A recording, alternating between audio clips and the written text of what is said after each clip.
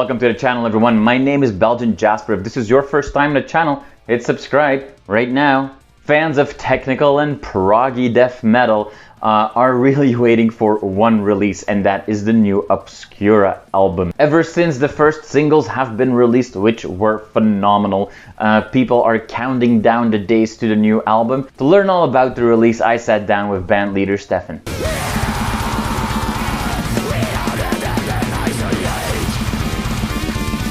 Okay, so Steffen, thank you so much for your time today. I really appreciate it.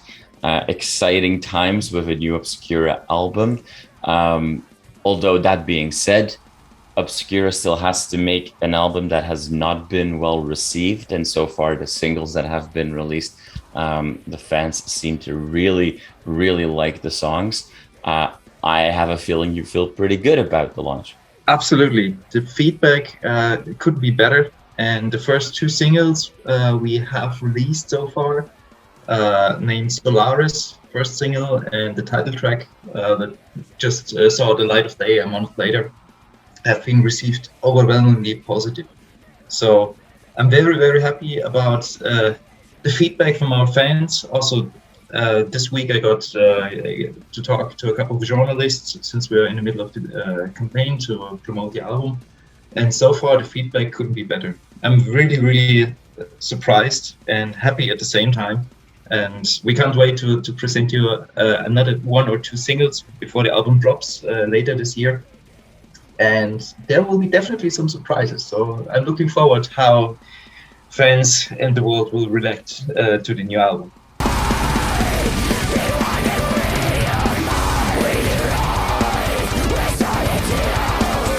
First, let's get one thing out of the way. You know, the title of the album, A Valediction. Valediction really means a farewell statement, a going away speech, if you will. I hope you're not telling us that this is the final album of the band. Not really. Actually, A Valediction is the first out of a trilogy. So you will expect at least 2 more records from the band. But Perfect. The meaning behind the title has actually not only one meaning, but more than one. Firsthand, the quite obvious part, we finished a 4-album cycle that took us more than 10 years. I also worked with a new artist. I worked with a new producer for the very first time. We went to Sweden for the very first time. So A Valediction in that department means, from my perspective, leaving something behind, starting from scratch, having something like a reincarnation, a reset, something like that.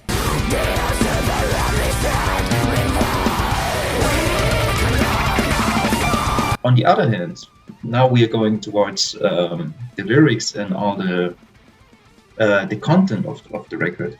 That's quite a different topic, since A Valediction was taken care of literally. During the last 2-3 years, I lost a couple of family members, friends, very close friends, people I made music with. The bassist from my other band passed away. Jean Reiner passed away, who was supposed to play on Cosmogenesis. Jean Malone passed away, and a couple of other people I just crossed the way in many different occasions. So somehow it felt necessary, and at the same time it was like a coincidence that I'm just having this reboot of the band at the same time. And I wanted to show a little bit more the human touch and go a little bit away from the abstract meanings we worked with in the past.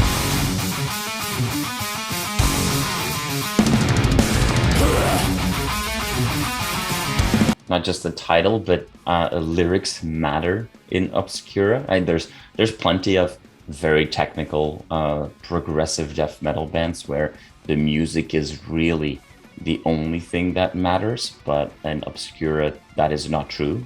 Lyrics have always been very important to the band. In the past, you've drawn inspiration from philosophers, German philosophers, to discuss some really big questions of life. This is more an introspective record for all the reasons that you just said, and put on top of that a global pandemic that I'm sure has forced everyone to look more deeply into ourselves? That's definitely one reason. Absolutely. On the other hand, I think I started with all those more metaphysic and philosophic lyrics when I was, I don't know, 18, 19 years old. I'm now 36. So back in the days, I think it was perhaps also a part to hide behind all those abstract and rather concepts not everybody can identify with. And nowadays, Right. I was looking for the tiny details in life. So talking about the big questions in life on the previous albums let me somehow look into the here and now. Right. And some of those lyrics are quite melancholic, have a bittersweet vibe or pace, but others have a quite positive attitude towards it. So I felt quite comfortable writing in this manner, and also getting this personal touch unfolded a little bit more than in the past.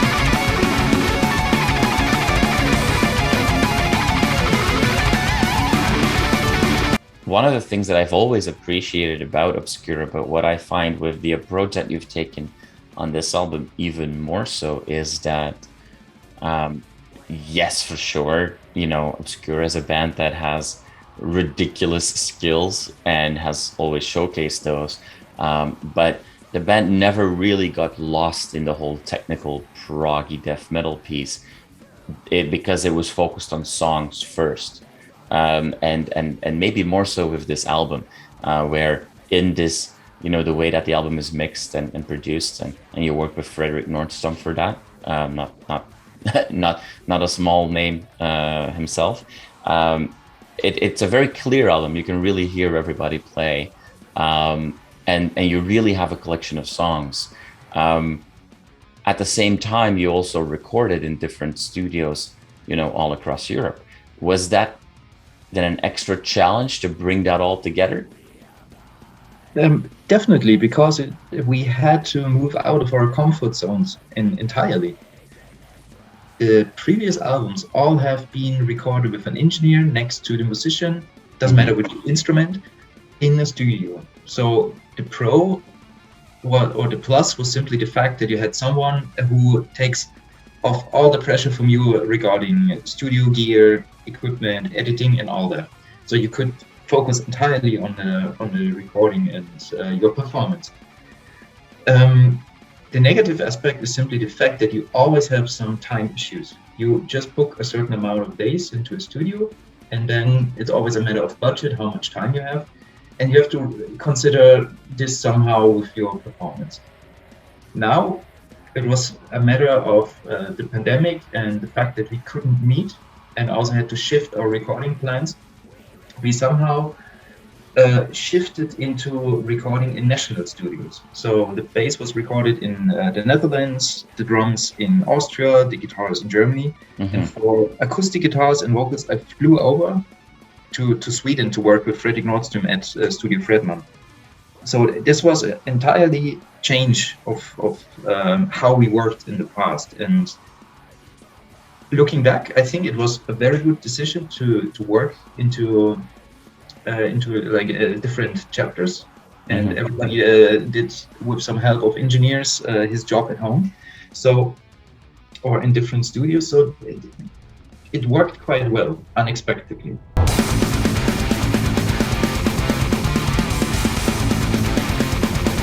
For this album, we've got Christian and Jeroen back in the fold. They both were at the band before, very influential, both of them into former albums.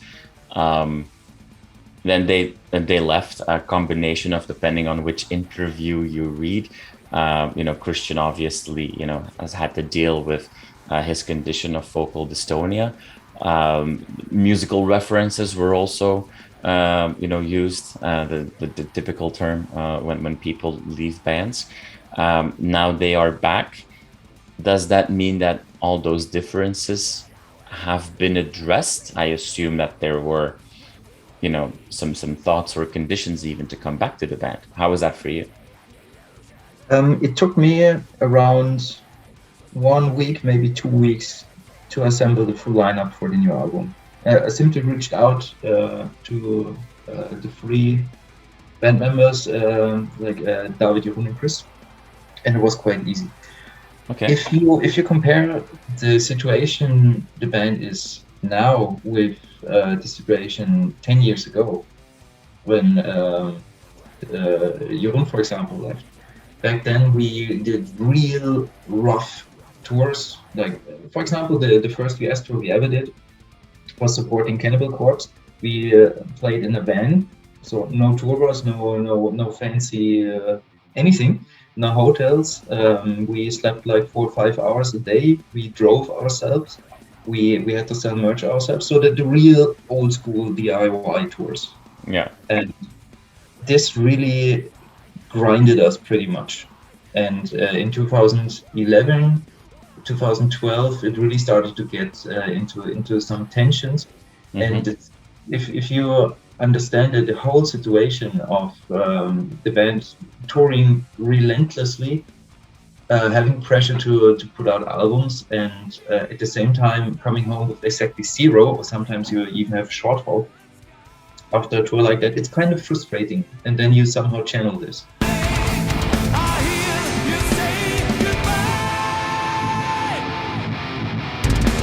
Nowadays, the band is in an entirely different place.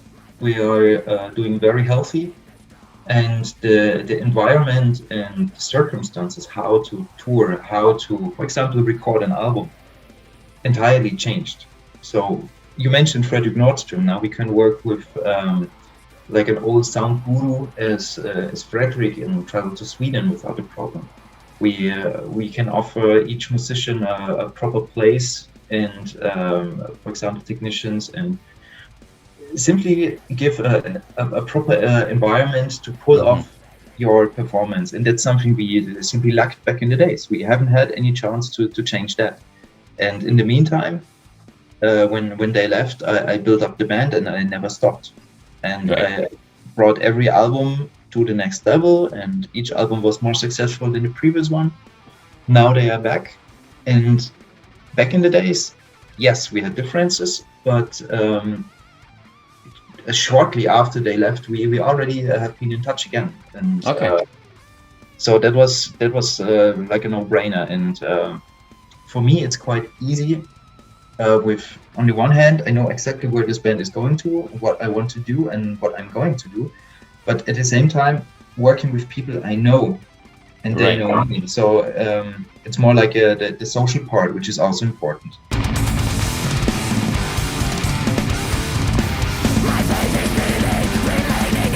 It's natural that a lot of people are going to have questions or want to learn more about, Jeroen and Christian, because they're back and they've been at the band and there's all that history.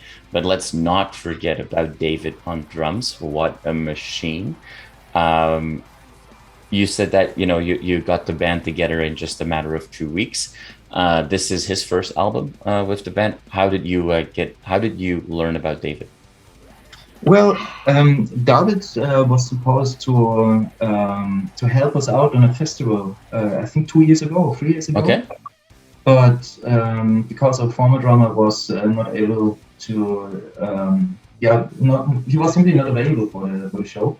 So we reached out to a couple of drummers, and since then we simply stayed in touch. And if you see what he's capable of, he's a fantastic drummer, and on top a very easy, laid-back person to hang out with. Recording drums with him in Austria, so I traveled to Graz to record drums with him and the engineer at Stress Studio. It was super easy. So I like his attitude, how he works, and also what he brought into the album.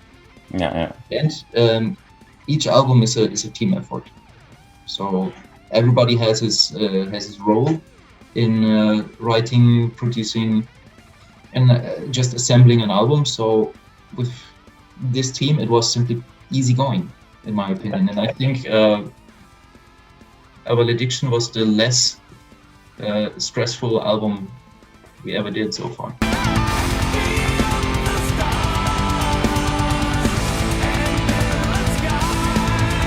You've mentioned a couple of times already in this interview the Cosmogenesis album, and there's obviously a clear link with the new album as well, because you guys recorded Orbital Elements 2, which is a nice, throwback. Did you know all those years that one day you would do an Orbital Elements 2? Was that always going to be in the cards? Not at all. Not at all. That was more like a coincidence, because I had this theme laying around that opens up the song Orbital Elements 2, and it's pretty close to the first one we recorded in 2008-9. And we thought about just making it's not a joke, but to give the fans like a real link to the first album we did with more or less this lineup. Because back in the days, it was also like a new start with an entire new lineup. Everybody put on the table what he had. And therefore, A Valediction relates to this more spontaneous way to work together.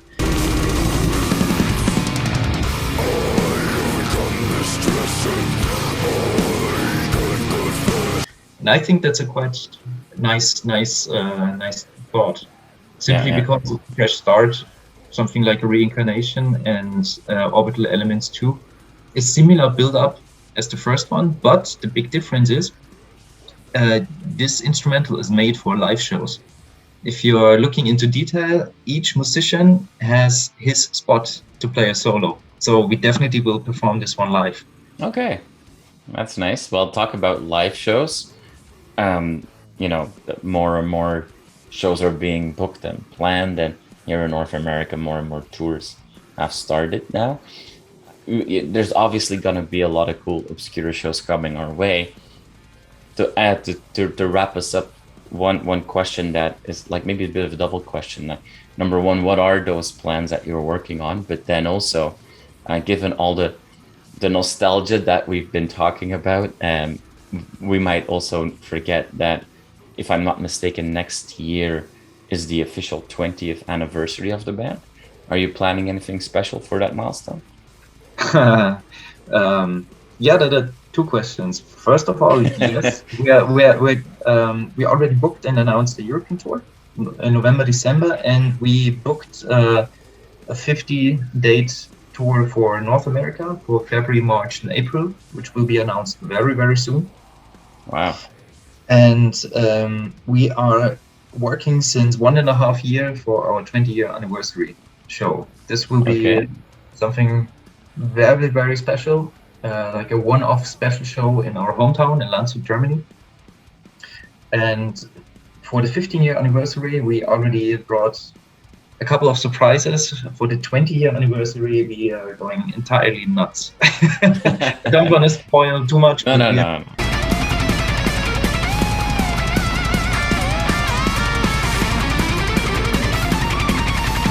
We are planning something for December 2022. We are in the middle of planning everything and booking bands, and it will look like our own little festival in Germany. So watch out, this will be really, really fun. And once we are a little bit further, we start with showing a couple of glimpses behind the scenes. So that will be really fun. So watch out. We're getting old. We're getting 20. Awesome. So your own festival to celebrate 20 years of OBSCURA, that's going to be pretty epic. Steffen, I think the fans have a lot to get really excited about after this conversation. I want to thank you so much for your time. The album is phenomenal. Like I said, I already had a chance to listen to it, and I don't say that just because I'm talking to you. I don't say that every single interview. I can guarantee you that. But I look forward to seeing all the reactions from the fans, and I wish you all the best on your fall tour, on your North American tour, and then I obviously hope that you will announce some shows in Canada here. I hope the world will open up again, and we see each and every fan like live and in person. Exactly. Awesome. Steffen, thank you so much. I really appreciate it. Likewise, was a pleasure talking to you.